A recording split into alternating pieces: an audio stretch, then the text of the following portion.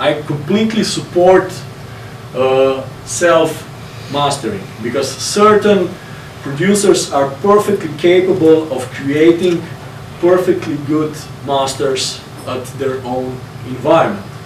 But in today's world, where especially music business, competition is extreme. Everyone can make music. It's a complete democracy.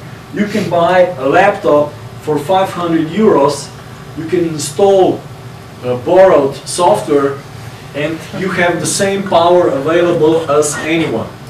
So if you buy Logic and if you buy a laptop like that, and if you have same setup of plugins that I have, you can do the same things that I can if you know how.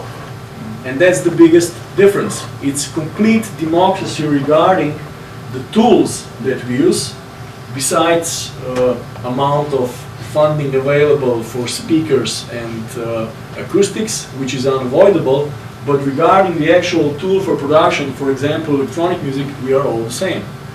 If you're doing everything by yourself, from recording, mixing, can you really say that there is a separation between mixing and mastering? No, it's part of the process.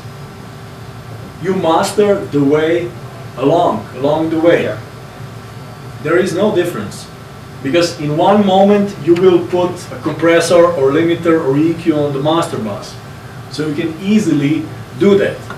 But the point is, why do you send your tracks to a mastering engineer? Is because you will get unbiased opinion, Yes. and you will probably get his experience, his probably more precise monitoring environment, and probably more or better said, higher quality master bus processing. But if he will do it better than you can do it by yourself, it's not necessary. Same as example I told you before, that at the end the actual artist refused my master and he decided he will use his heavily clipped master as a release. And I said, I respect that decision, I don't think it's right, but let's leave it like it is. He didn't even let me to put brick wall limiter on the master to remove the intersample peaks that were present in the actual recording. He said, don't touch it. And I didn't. But why did he send to you then? Label sent. The label that I have a deal with label, and label sends all the artists that are released on that label for me to mastering, because they figured it out that if they have final quality control in form of me, they will have quality sound on their label. So I work with those artists and they send me mixes, I revise them, I suggest them, and sometimes they send me a mix and they ask me, do you think it needs mastering? And I say, no, it doesn't. It happens. I won't say, yes, it does, because I want to earn money. I will say, no, it doesn't, it's good. It really happens like that. But some artists create really, really good tracks, but they won't work in a club. And the label owner and the manager of the label know that. So they are ready to invest money into mastering so that their label will have consistent sound quality.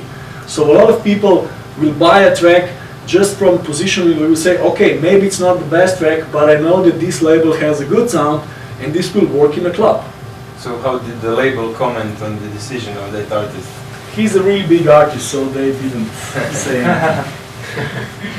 But we had private conversation with the manager, so I know what his opinion is about that. So it's not about win-win. It's about his attitude towards his sound. So that means that he doesn't respect his own music, in my personal opinion, and he doesn't care how it sounds. So can you pay just to get a comment from a mastering engineer? Or, I mean... It's part of the service. I mean, if you want, for me, for example, this is included in the price. It's not available separately. Ah, okay. That I will just write comments. So if you have a track that it's ready for release, or you want to do something with it, you can do that. But it happens also pretty common that I get mixes and I just write back that sorry, I don't think that it's worth to spend money on mastering because I say it with nice words. The track sucks so much that nobody will listen to it, nobody will release it, and nobody will play it. And this is the big problem in today's world because there is democracy, everybody can do something, but you should compare your products with some other products and you should be at least as good as the bad guys out there. You shouldn't be worse. And mastering won't save your shitty track. This is the biggest problem. And you should work more and more and more and more and more because competition is really, really hard. But everyone thinks their baby is the prettiest. I think So my it's baby hard. is the prettiest, so it's really, really hard. I know, exactly. It's like that, but it's up to you. If you wanna, nowadays, if you wanna succeed in the music business as an artist, you have to invest, and then maybe you will get something back. And if you don't go through this process, you won't. But we are talking on world level or just the Slovenia level? We're talking about world. I mean, I have clients from all over the world. Yes, but how high is the standard in Slovenia, for example? It's getting better. Is it much? What's the difference between high-end, I don't know, American bands than high-end Slovenian bands? Okay, good example would be Siddhartha, latest record that I mastered. And it was produced by top American producer, one of the biggest ones, and it was mixed by one of the best rock engineers. And I was really shocked when they sent me the single and said, we want you to master that. I was like, okay, so this was mixed by a top American guy, produced by a top American guy, why don't you use a top American mastering studio? And it seems at the end that the studio was not available, and they said, let's give it a try. And I made master for the actual song, and the producer approved it. He said it's as good as anything else that could be done in the States. That is the perception that something in the States or in the UK or in the Germany will be done better.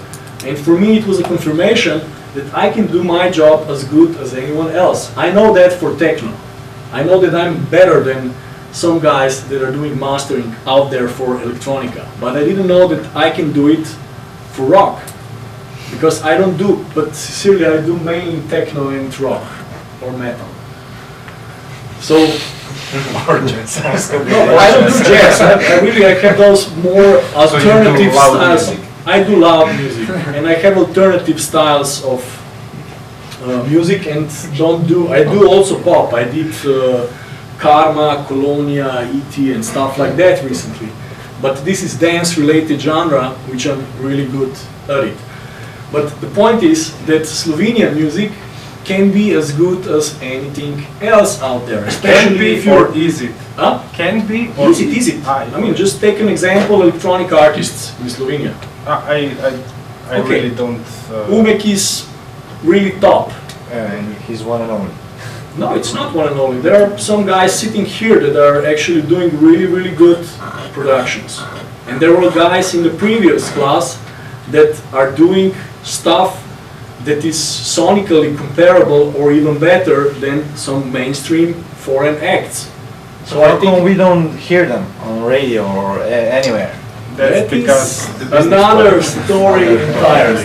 Yes. That's the biggest problem in Slovenia, that we don't have a radio Yeah. that will play music. The only radio that started doing that is Val 202, who is start to play artists that are not heard otherwise, besides other pop, and they are playing instead only English spoken pop. They are playing Romanian, Polish, Czech and stuff like that, so you can hear interesting stuff.